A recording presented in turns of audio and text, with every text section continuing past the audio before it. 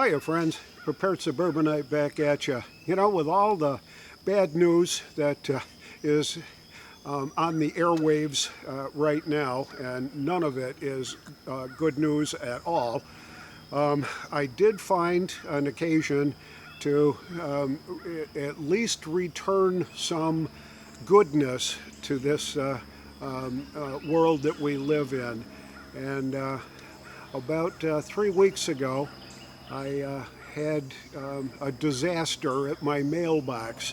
A contractor backed into it, split the post in half, bent the mailbox all up so it wouldn't open right. And they said, well, we'll take care of it for you. And I figured it'd be a month. Well, turns out it was only 3 weeks. So we'll take a walk down there right after the intro.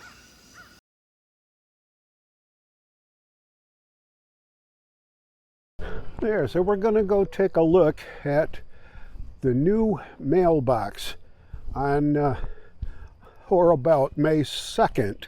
And today is the 22nd, so 20 days later, 3 weeks, has a contractor from, that was a delivery guy, backed into our mailbox and shattered the post, broke it, split it right down the middle, and got in touch with us and said, hey, geez, really sorry about your mailbox. My company will make it right and do all that. So after a few phone calls and a couple of weeks that went by, we finally got our new mailbox put in. Now there's a local contractor who does business as the mailbox guy, and that's basically all he does. He does some painting and a little bit of this and a little bit of that, but his specialty is mailbox installations and repairs and stuff like that. So there's the new mailbox. They upgraded the size of it from a regular to a jumbo, and so we're good to go with this one. He did a great job, a super nice guy to talk to, and it really does look great. So that's the good news for today, was that I got my mailbox replaced, and it's all brand new, looking great. We even got an upgrade on the size of the box, so a little bit of faith restored in some of the folks in this area. So now on to the real deal here. It was announced yesterday that Joe Biden has figured out another way to have us taxpayers fund college education for a bunch of pampered people. And $7.7 billion is going to be student loan forgiveness for a select group of college attendees. Not exactly sure how it all works, but he's been told by the Supreme Court that he can't do that, but he's worked around it, and nobody's challenging him on this, what I consider election interference. I think he's trying to buy the votes from all these young college graduates by saying, hey, your student loans are going to be forgiven, and you just stick with me, vote for me, and just watch all the goodness that's going to happen. Well, yeah, I understand that student loans can be a real burden. I had to pay for mine. My wife had to pay for hers, and I funded some for my children when they went to college. So I can understand that it's a burden, financially and otherwise. And it sure would have been nice if somebody tapped me on the shoulder and said, hey, we want to give you back all that money you paid in for all of your student loans and your wife's student loans and your kids' student loans. Yeah, that'd be great, but that's never going to happen because he's never going to get my vote. Joe Biden is really the worst president we've ever had. The other thing that broke in the news, I think it was yesterday, maybe early today, was that he's going to deplete the gasoline reserves in the Northeast. And the only reason that I can see that he wants to do that, now this isn't the Strategic Petroleum Reserve, this is the gasoline reserves that was put in place to make sure that the Northeast could get through another superstorm like Sandy. And so they put God knows how many gallons of gasoline in reserve tanks just in case they would need it. And apparently they don't need it anymore until they have another superstorm and they need to buy gas. What I think is going on here is that he's looking forward to sometime before the first debate with Donald Trump or by the holiday, 4th of July, Independence Day holiday, that he's going to be able to say, hey, look, I brought gasoline prices down by a nickel or 7 cents or 8 cents, whatever it's going to be. And he's done it in an effort to make himself look good in the upcoming election this fall. And he can try all he wants, but it ain't working with this guy. That's another, I think, election interference kind of a thing where he's acting outside his bounds as president, doing things that will do nothing but buy him some votes, buy him some reduced criticism on the inflation nonsense that's going on right now, and it's really, really getting bad. So we've also got the Donald Trump, New York versus Trump, the Twinkies trial, as Dan Bongino calls it. Alvin Bragg, who apparently eats more Twinkies than most people do,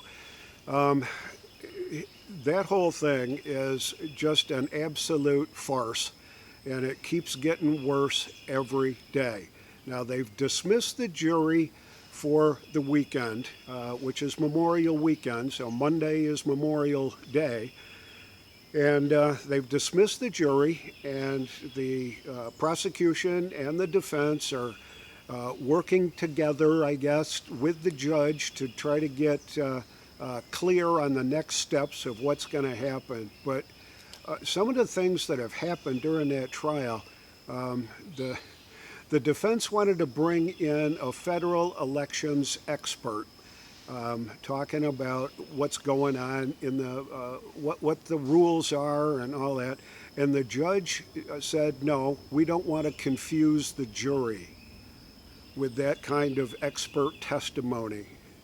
Well, how can the jury make a definitive agreement on guilt or innocence in this case without knowing what the real facts are? And they're not getting the real facts, and the judge is absolutely incredulous in his approach to this.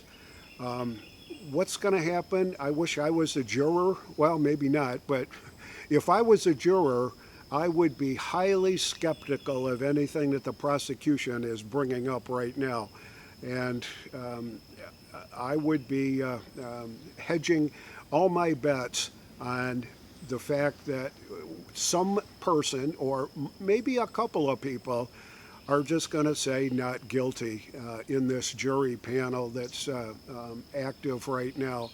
And that's all it's going to take. And so they're going to lose this case. They're going to lose it if they get the conviction, which is what I think the primary driver is. They want the conviction, and they're going to push real hard to get the conviction, even though the chances are nearly 100% that on appeal, the whole thing's going to get thrown right out because of the stupid decisions that have been made by this judge in this New York versus Trump case. Absolutely abominable what's going on here. Just absolutely election interference. And then the other bit of news that hit was that the Biden administration authorized the use of force during the Mar-a-Lago raid on Trump's residence in Florida, looking for presidential records and all that. And it's already come to light that many of the records were planted or possibly planted to make Trump look bad. And the use of force, that's absolutely uncalled for in a situation like that. And the fact that he was willing to weaponize the FBI by giving them the authority, the use of force authority, is it's criminal. And I don't see the Republicans responding to this the way they should. There should be an in-depth investigation about what really was going on, how it happened, who was authorized, how they did it, when they did it, who made the decision.